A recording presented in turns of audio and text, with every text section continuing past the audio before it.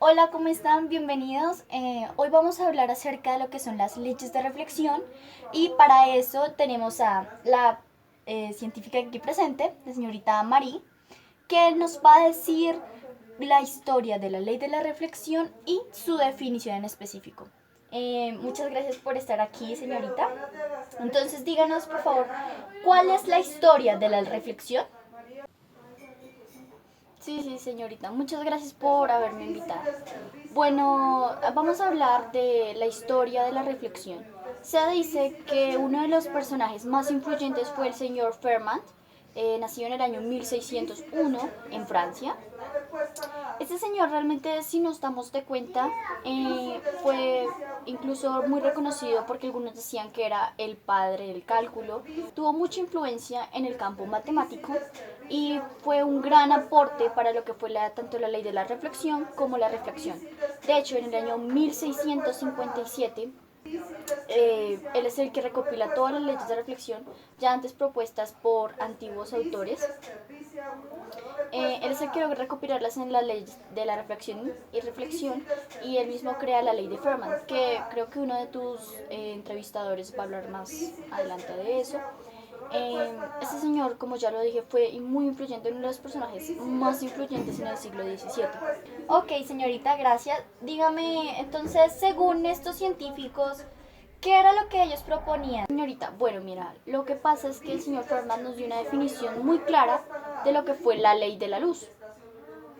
¿En qué consistía esta ley? La ley de reflexión es el cambio de la luz que experimenta un rayo incidente cuando llega hacia cierta superficie. La superficie no absorbe el rayo, sino que el rayo rebota sobre esa superficie. Así el mismo vuelve a su punto inicial. La verdad es que deben de tener en cuenta que la velocidad de propagación no cambia. Ok, muchísimas gracias. Bueno, muchachos, bueno, creo que ya vemos suficiente, ya sabemos como tal qué es la ley de la reflexión y su historia. A continuación vamos a ver más partes acerca de esto, vamos a ver más a fondo qué es la ley de la reflexión. Así que, continuemos. Bueno, buenas tardes. Yo les vengo a explicar hoy sobre el tema de reflexión difusa y reflexión especular.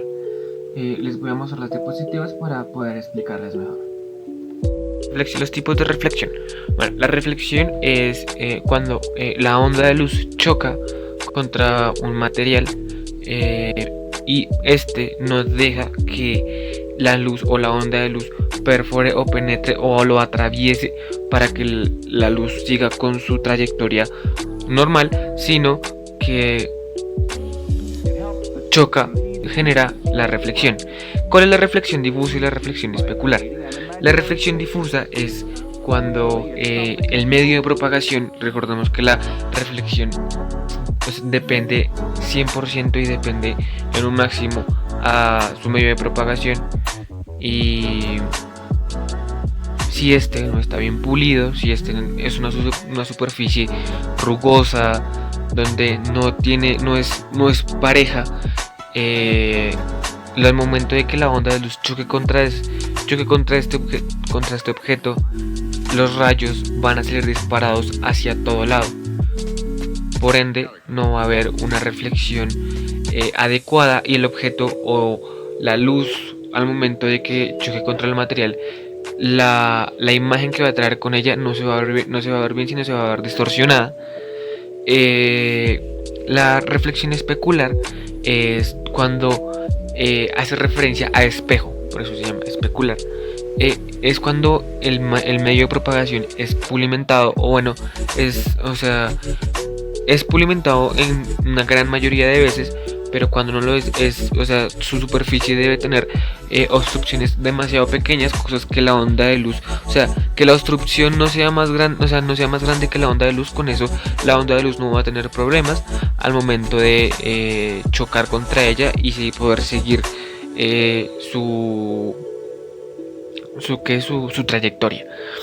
Entonces, la reflexión especular va hacia lo que va a ser efectiva, no va a tener desviamientos, o los rayos de luz no se van a desviar de su trayectoria original, sino que va, por lo contrario, va a poder seguir su trayectoria normal y se va a poder ver bien la imagen, o el rayo de luz va a poder seguir su trayectoria según pues, el ángulo con el que se dispare la luz.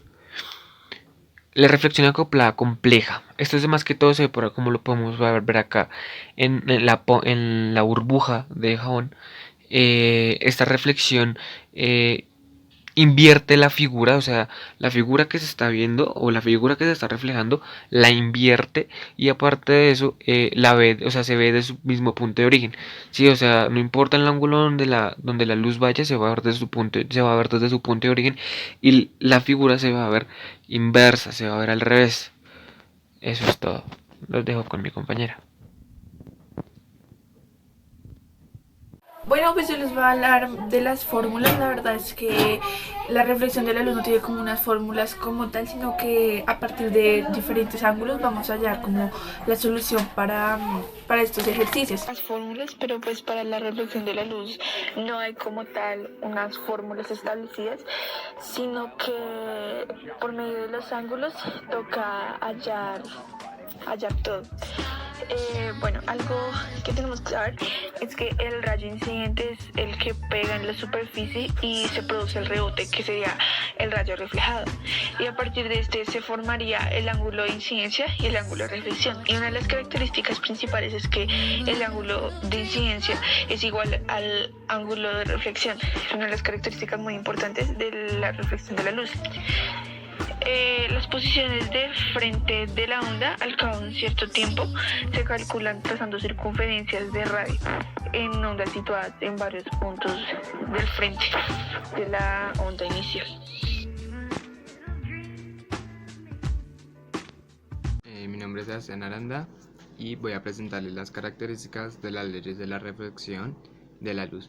Entonces, para empezar, esto es un fenómeno luminoso que se da cuando un rayo incidente choca con una superficie pulida, pero no logra ser penetrada y hace un rebote hacia el otro lado.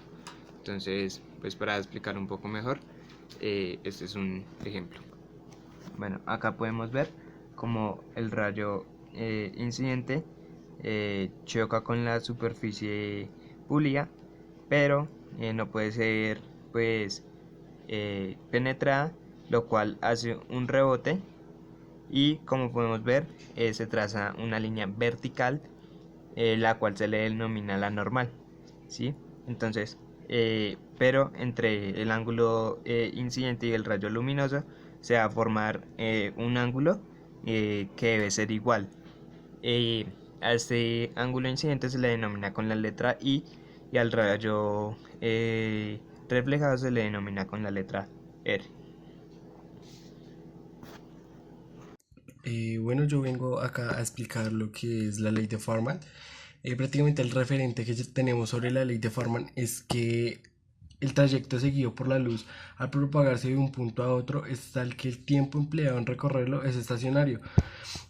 Respecto a posibles variaciones de la trayectoria, ¿qué nos quieres decir esto?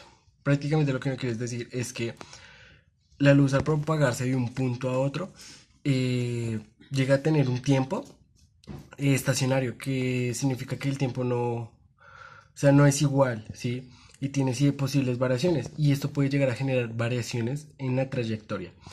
Una de las características principales es que en los trayectos prácticamente tienen que tener el mismo valor, ¿sí? Tanto en el tiempo, sí, tienen que ser iguales. Y ya, eso es todo prácticamente por encima de lo de la ley de Farman.